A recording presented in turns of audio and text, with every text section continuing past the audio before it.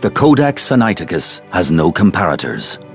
This volume is the oldest surviving copy of the New Testament, complete. This is the ancestor of all the Bibles that everybody else has in the world.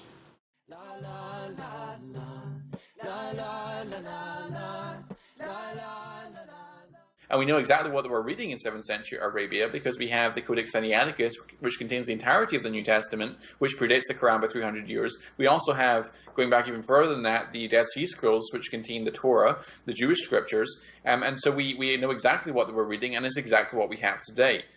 Jonathan mentioned about Codex Sinaiticus. I challenge him to bring us Codex Sinaiticus from its original 4th century standardization to what we have today of the Bible and see if it's the same. There's books that's in Codex Sinaiticus that's not found in the present-day Bible. So why don't you mention that, Jonathan? Don't be dishonest. You have your earliest first manuscript, whole manuscript. It does not exist the same way as your present-day Bible exists to this day. Then he mentioned that, so what, things are changing. It doesn't, no serious theology hinges on that. We're not talking about theology. We're talking about the fact it was changed. Because if one thing was changed, that means 2 or 3 or 4 or 5 things also could have been changed. But the mere fact that you admit that things were changed is enough proof to show the Quran what it says is true. Because we have the Codex Sinaiticus, which contains the entirety of the New Testament, which predates the Quran by 300 years. We also have, going back even further than that, the Dead Sea Scrolls, which contain the Torah, the Jewish scriptures. And so we know exactly what we're reading, and it's exactly what we have today.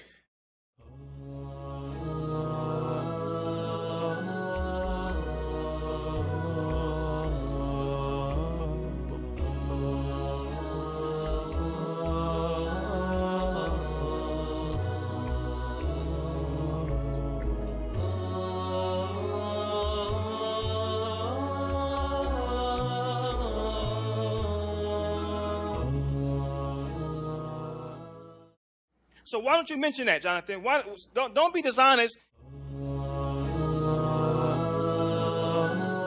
Because we have the Codex Sinaiticus, which contains the entirety of the New Testament, which contains the entirety of the New Testament, which contains the entirety of the New Testament.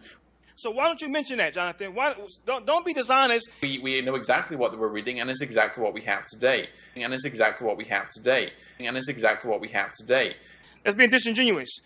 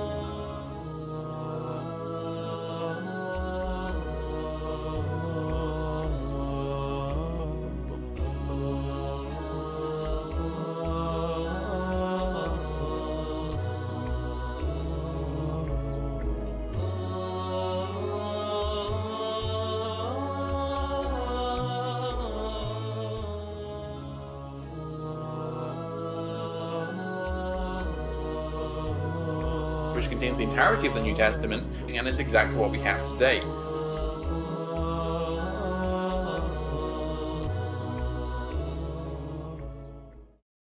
So these are things that you have to deal with that we didn't get a chance to go into deeply, but I want to bring them now so people can see that it's not black and white, as if somehow the Bible is sitting here preserved and intact.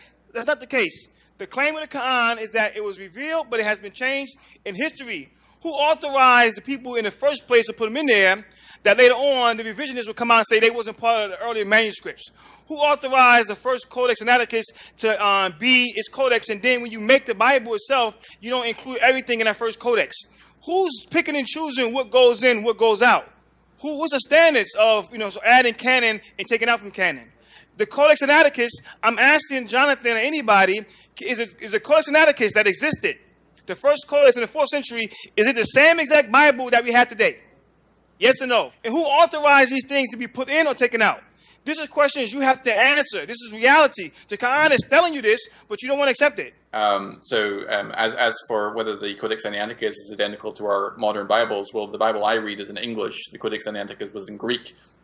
And I would ask you, there's not a single Quranic manuscript prior to 1924, which is identical to the 1924 Hafs Quran. And so your argument, I'm afraid, backfires on you at that point.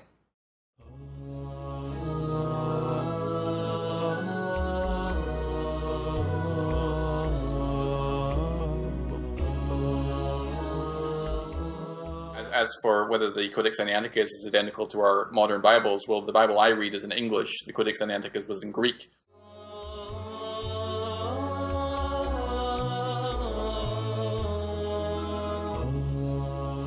That's being disingenuous.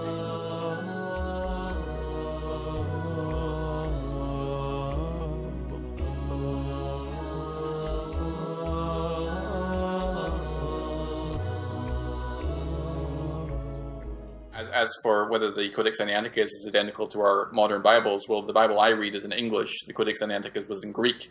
That's being disingenuous.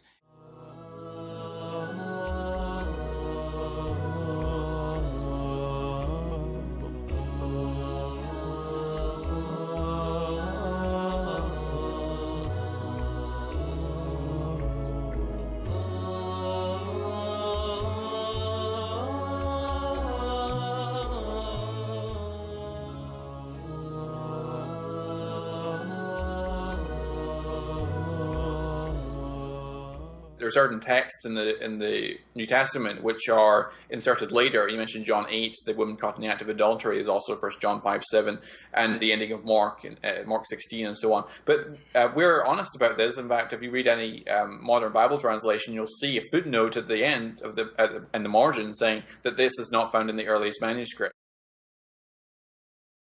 Because we have the Codex Sinaiticus, which contains the entirety of the New Testament, and is exactly what we have today. Stop being disingenuous. Be honest. Ask honest questions based on sound history, and then we can deal with you better. But when you come with lies and deceit, stuff like that, then you embarrass yourself more than anything else. So this is reality. The Quran says the Bible was changed, it was corrupted, it was tampered with. History says so. Your scholars say so. What's the issue?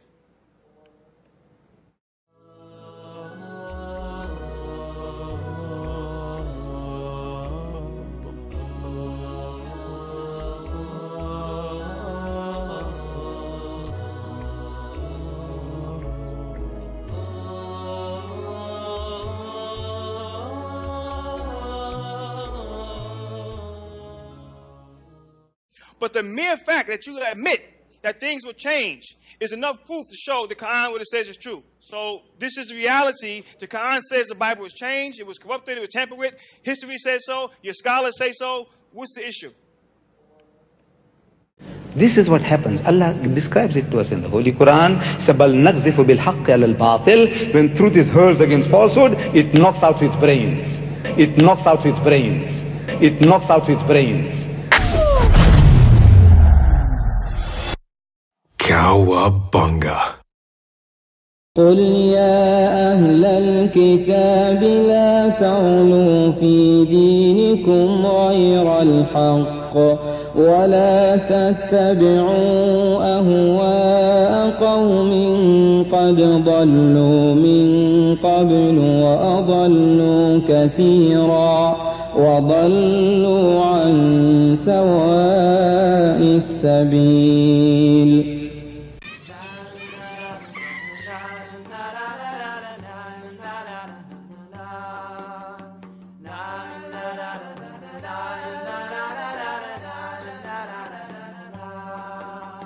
Here we come, Allah, here we come to serve you. Here we come, Allah, here we come.